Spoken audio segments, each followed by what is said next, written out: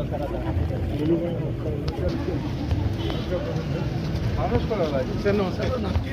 खराब बरगढ़ हॉस्पिटल का विकास सीरियस अच्छी विभिन्न घटी होगी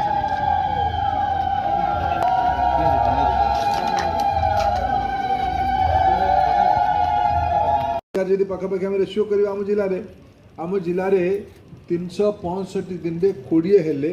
ये पाखापाखि 7000 पिला सरकारी हॉस्पिटल जन्म होती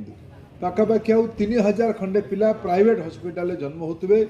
आम जिले में 10,000 छोट पिला वर्ष को जन्म होती ता भितर 5,000 हेले माँ माने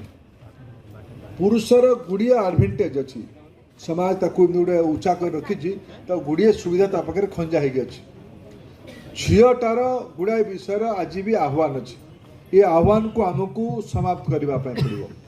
कम से कम देश में संबलपुर जिला महिला सशक्तिकरण रे